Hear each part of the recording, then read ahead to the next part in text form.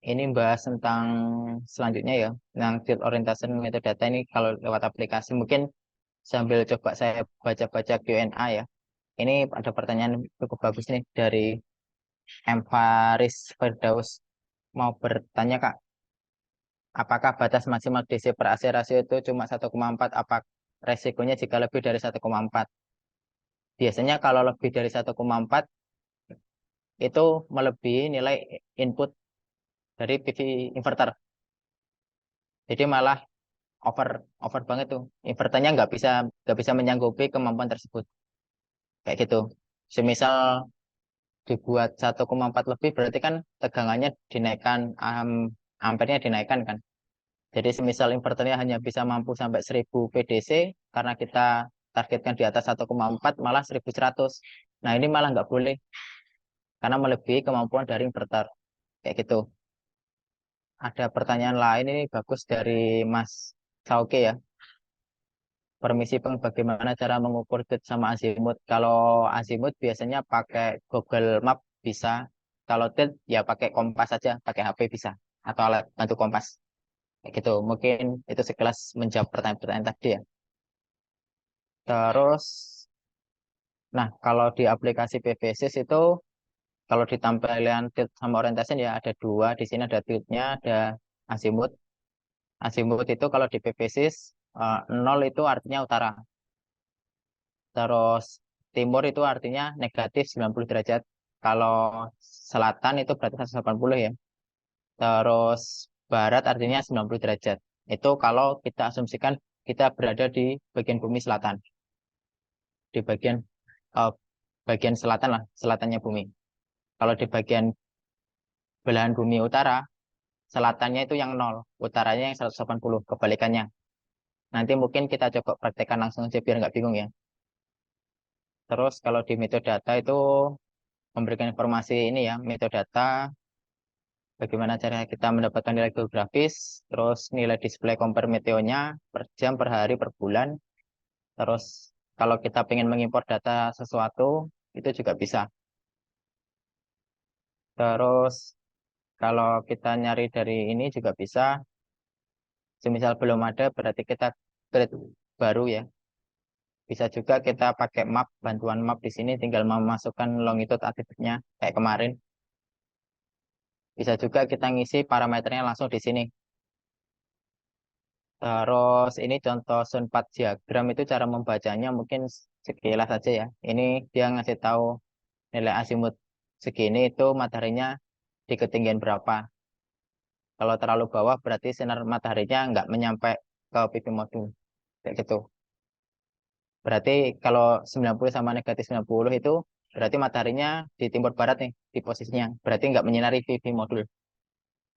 Kalau posisi azimutnya 0 berarti mataharinya ini masih di atas bumi. Masih berada di atas kita pas.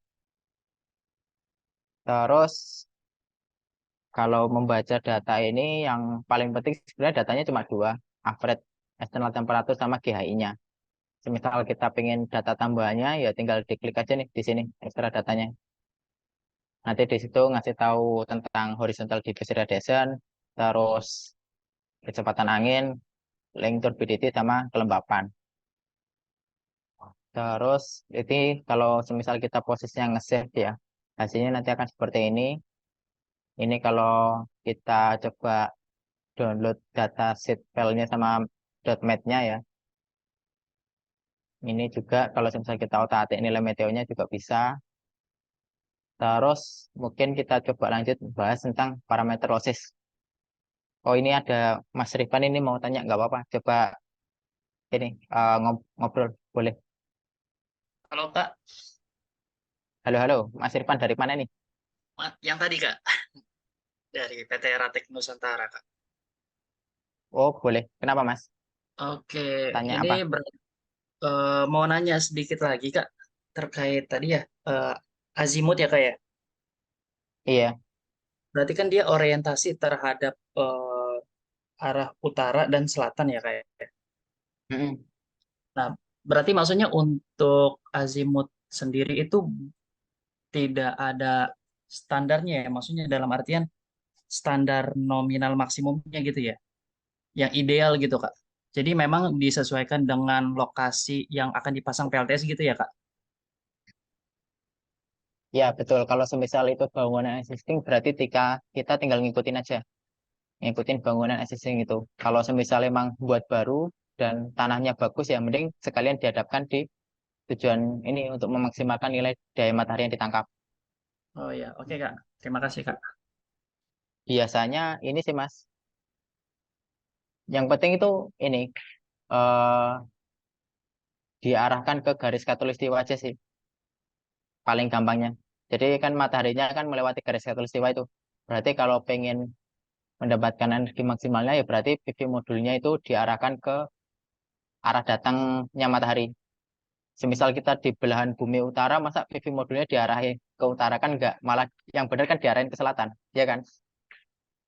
Iya, Kalau betul Kak. diarahin ke utara malah nggak dapat sinar matahari. Iya, kayak gitu. Kurang lebih menangkap ya, Mas. Oke, cukup jelas Kak. Terima kasih O- Kak. Oke, terus coba lanjut tentang losses ya. Ada berapa banyak losses sih di PLTS? Itu ada array losses, terus DC wearing losses, AC wearing losses, terus AC losses jika pakai trafo sama sistem losses. Untuk detail losses itu mudah sih. Jadi kalau kalau parameter detail losses ini kita bedah itu ada 5 poin ya. Yang pertama itu array losses. Array losses itu secara pengertian adalah kerugian kinerja panel surya akibat penumpukan kotoran atau partikel debu pada permukaan panel. Sehingga ini dapat mengurangi jumlah sinar matahari yang mencapai sel-sel fotovoltaik di bawahnya. Di sini biasanya ada nilai soiling loss atau yaitu kotoran yang mungkin menempel di atas PV modul itu asumsinya berapa? Biasanya 2%, biasanya 3%, kayak gitu. Itu juga bisa didetailkan per bulan sih sebenarnya, tapi biasanya pakai per tahun aja cukup. Nah, cara mengatasi permasalahan tersebut biasanya adalah yaitu pemeliharaan rutin, terus pemeliharaan rutin sama pembersihan panel surya secara berkala.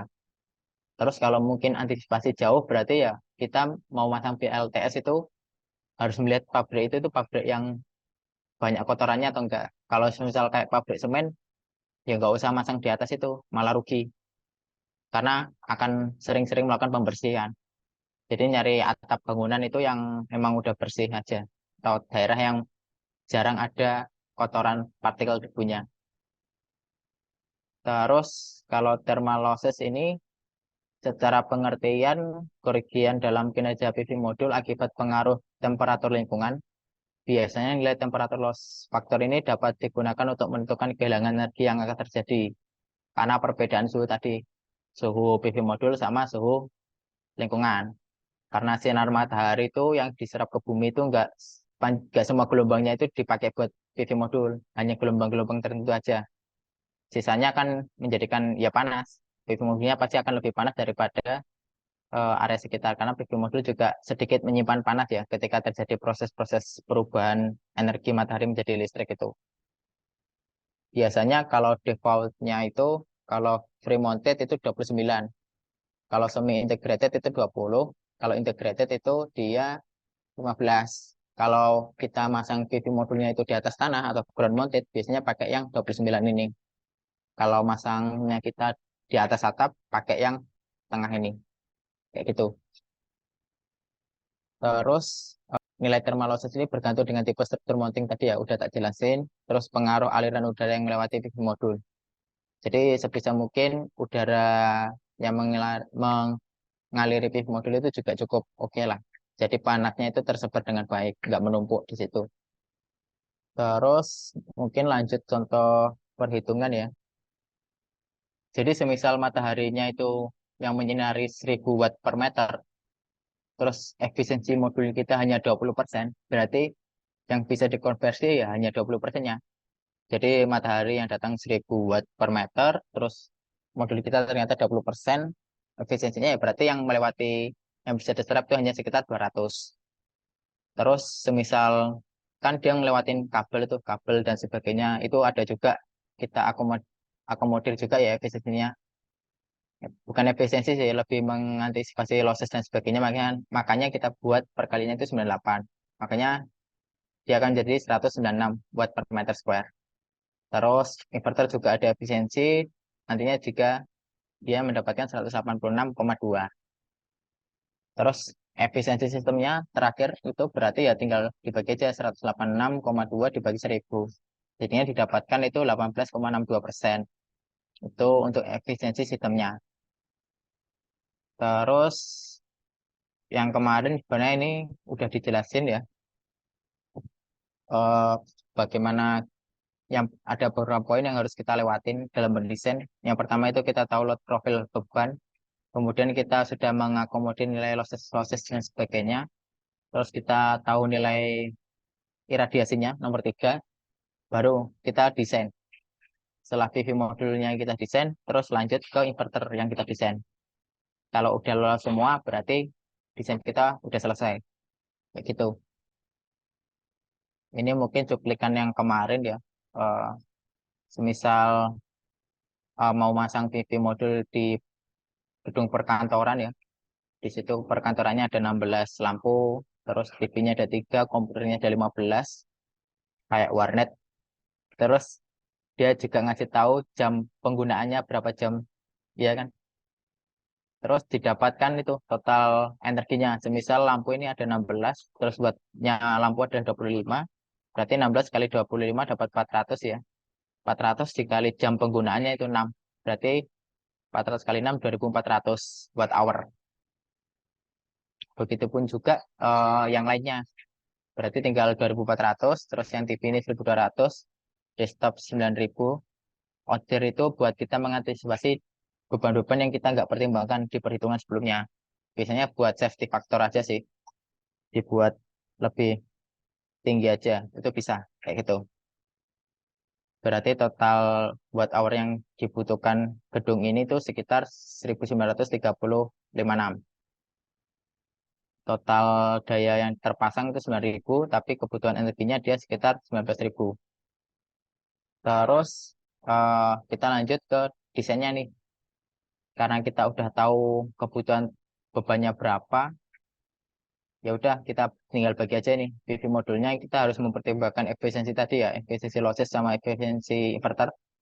Berarti 19.356 watt hour ini dibagi dengan 0,98 ini didapatkan dari kabel, terus 0,95 ini dari inverter ya. Daya PV modul yang harus terpasang itu 20,790 watt hour nih, ya kan? Kebutuhan desainnya. Sedangkan bebannya cuma 19.356 gitu. Jadi dibuat lebih tinggi untuk mengakomodir nilai losses-losses tadi itu, efisiensi losses. Terus semisal ini negaranya ya, dia ngasih tahu kalau PSH-nya itu 4,5 jam per hari. Ya udah kita tinggal desain aja. Ini tadi misal kita pakai PV modul ini ya, PV modul ukuran 300, tegangan operasionalnya dia 35,12, arus operasionalnya dia 8,15, tegangannya 43,9, tegangan open circuit ya. Terus ISC-nya dia 9,13. Ya udah kebutuhan PV modul yang harus dipasang itu berapa? Tinggal dibagi aja. 20,750 ini yang dapat dari perhitungan sebelumnya dibagi dengan PSH-nya 4,5, didapatkan 4620 watt. Ya udah tinggal kita bagi aja karena kita mau pakai PV modul yang ukuran 300, berarti 4620 ini dibagi dengan 300, didapatkan sekitar 16 panel. Jadi panel PV modul yang harus dipasang itu sekitar 16 panel kayak gitu. Nah, terus bagaimana nih kita menentukan paralel sama seriesnya? Kita harus mempertimbangkan nilai maksimumnya dari inverter juga. Jadi catatannya itu kalau konfigurasi parallel series ini harus menyesuaikan dengan inverter. Kita harus membuatnya matching sama inverternya. Kalau kita lihat ini paralelnya berarti kalau kita anggap nilai ISC-nya itu nilai arus maksimumnya, ya kan? 9,13 itu kita kali 16 saja karena tadi kan butuhnya 16 modul tuh. Dia 146,1 ampere. Sedangkan kalau semisal dipasang series 43,9 ya VOC-nya tadi itu dikali 16 702,4 volt. Nah, kita lihat 146,1 ampere ini apakah ada inverter yang seperti itu? Kalau tegangannya 702,4 ini apakah ada yang terjadi kayak gitu? Kita lanjut ke slide berikutnya. Tadi itu karena tahu ini sih power ratingnya tadi kan 16 PV modul ya yang mau dipasang. Itu dikali dengan kapasitas PV modulnya berarti 16 kali 300 itu sama dengan 4.800 WP. Terus semisal target DC per AC ratio kita ada 1,2 berarti rating inverternya sekitar 4.000 ya kan? DC-nya harus dibuat lebih tinggi daripada sisi AC. Terus kita cari aja tuh inverter yang kapasitasnya 4.000. Setelah didapatkan inverter yang kapasitas 4.000, dia ngasih tahu di sini ada efisiennya 95%, terus input DC-nya dia maksimal di 500. Terus maksimum output arusnya adalah 20. Berarti kalau melihat dari yang sebelumnya ini 146 sampai 902 ini nggak bisa. Berarti kita harus ngotak-ngatik lagi nih. Setelah diotak-atik, kita pakai yang seriesnya itu 8. Jadi PV modul yang mau dipasang series itu 8. Karena ini kan 16. Berarti kan 16 itu bisa pakai apa? 82, 44, atau kan pilihannya cuma dua itu kan. Kita coba yang pertama itu pakai yang 82. 8 kita coba asumsikan dulu sebagai yang dipasang series, ya kan? Berarti 43,9 dikali 8 itu 351,2 VDC. Ini masih oke, di bawah nilai maksimum DC dari inverter. Terus yang dua ini kita paralel coba. Paralel berarti kan 8, terus di paralel 2 ya, 8 sama 8. Parallel connection ampernya kan yang naik itu kalau berdasarkan pertemuan kita sebelumnya. 9,13 dikali 2 itu 18,26. Nah, ampernya itu masih sesuai dengan maksimum ampere di inverter. Berarti konfigurasi kita itu yang seriesnya yang dipasang series itu 8, sedangkan yang dipasang paralel itu 2. Berarti 8 sama 8 kayak gitu. Kurang lebih paham ya? Ada pertanyaan dari Mas Sauki, mungkin boleh coba langsung ngobrol. Baik Mas, terkait yang shading tadi Mas, saya mau Ya, bertanya kalau misalkan pemasangan panel suryanya di rooftop, bagaimana cara kita bisa tahu kondisi shadingnya itu mempengaruhi daya keluarannya? Karena kan butuhnya perawatan tadi kan seperti yang Mas bilang, atau enggak pengelapan dan lain sebagainya gitu Mas. Apakah bisa dilihat dari ISO cloud atau bagaimana ya Mas?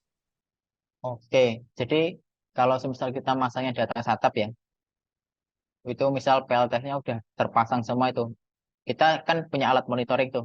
Jadi dalam mendesain PLTS biasanya ada alat bantu monitoring satu, terus alat monitoring inverternya. Dan misal kita lihat aja, kalau semisal nilai iradiasinya segini, alat sensor kita ngebacanya, tapi nilai daya output inverternya kok kecil, ya kan? Berarti kan ada yang menutupi tuh. Kita harus cek ke atas. Oh ternyata di atas rumah kita yang dipasang panel surya itu ternyata eh, banyak ini kena kena debu debu banyak kayak gitu. Jadi malah menutupi. Jadi mau nggak mau ya berarti harus dibersihkan. Sebenarnya kita lihat aja dari alat bantu monitoring aja. Nggak harus dari website. Ya bisa dari website, biasanya dari manufaktur inverternya udah ngasih ini sih, ngasih aplikasi juga sih, Mas. Kira-kira menjawab Eh, ya? Maaf Mas, sedikit nambahin lagi kalau misalkan pemasangan apa nggak bisa kita pantau secara manual itu gimana ya Mas ya? Misalkan rooftopnya terlalu tinggi dan kemarin pemasangannya melalui tender atau sebagainya kan, sehingga kita memantau secara manual nggak bisa gitu Mas. Nah, kalau alat monitoringnya ya tinggal ditarik aja datanya dari inverter. Biasanya di inverter udah ketarik datanya semua sih. Data alat sensor yang di atas atap, terus data daya output pengeluarannya setiap jam, setiap menit itu keluar semua. Tinggal kita bandingkan aja dengan hari-hari sebelumnya waktu bersih. Kan sebenarnya kalau di atas atap itu PV modul kan juga kena hujan. Semisal kena hujan ya ya bisa bersih sendiri. Kayak gitu. Baik Jadi Mas, kalau terima kasih. semisal pengaruh outputnya sangat signifikan aja, baru dibersihkan manual. Kalau enggak ya kita monitoring secara online. Baik baik Mas, Kayak terima gitu ya, kasih Mas. banyak Pak. Ya terima kasih banyak Mas. Mm. Terus, nah ini yang kita jelaskan sebelumnya ya. Tadi kan ngasih info kalau PV modul yang dipasang seri itu 8. Ini udah saya jelaskan ya, 8 ya, 300 dikali 8 ini dihubungkan secara seri. Terus yang paralel itu ada 2. Berarti 8 sini sama 8 sini. Ya kan? Berarti tegangannya itu 351,2 ya. Terus arusnya ini 9,13 dikali 2 yang masuk ke inverter. Ya kan? Karena paralel berarti arusnya yang nambah itu di inverter 18-an lah. 18 masih di bawah kapasitas inverternya kan. Tadi 20. Terus DC per AC rasionya tadi kan ngasih tahu juga. Berarti PV modulnya adalah 4.800. Inverter yang kita pilih itu sekitar 4.000. Karena DC per AC rasio tadi.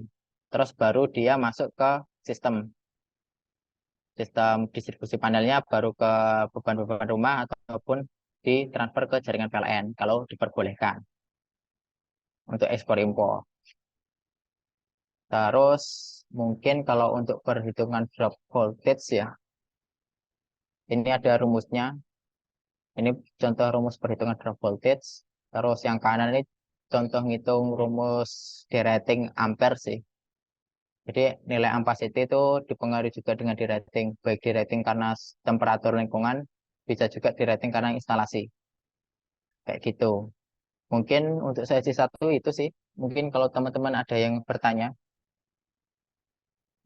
izin bertanya Mas, dalam desain PV lebih baik mulai dari analisis load demand atau luas area PV terlebih dahulu. Ini dari Mas Rian. Kalau kalau saya sih biasanya lihat dari load demand-nya dulu. Semisal bebannya berapa yang ingin di cover. Jadi nggak harus semua di cover oleh PLTS. Semisal yang ingin di cover itu berapa. Terus dengan mempertimbangkan luas area yang ada. Semisal load demand-nya sekitar segini, berarti kebutuhan areanya segini kan, kelihatan kan. Kalau semisal kita bisa ngitung jumlah PV modulnya kan udah kelihatan tuh kebutuhan areanya. Tapi kalau ngelihat aktualnya ternyata nggak bisa, ya berarti dikurangin aja. Nggak harus 100%-nya load demand. Begitu ya, Mas Rian. Terus, eh ada pertanyaan lain nih dari Mas Nur. Mau bertanya, bagaimana dengan pemasangan solar cell di atas air? Apakah juga memperhatikan tilt dan azimut? Harusnya tetap mempertimbangkan sih, Mas. Walaupun di atas air. Kan yang di atas air kan derajatnya juga nggak nol. Yang tiltnya ya, dia pasti agak miring juga. Terus yang di atas air tuh dia juga dikunci kok ada jangkarnya. Jadi nggak bergerak-gerak sendiri itu nggak kayak gitu. Terus mungkin itu sih. Atau nanti habis ini langsung lanjut ke ini ya, yang perhitungannya ya pakai Excel sama PVSys. Mungkin ditampung dulu ya teman-teman. Ini untuk sesi 2-nya pasti seru ini, soalnya didetailkan sangat banget nanti.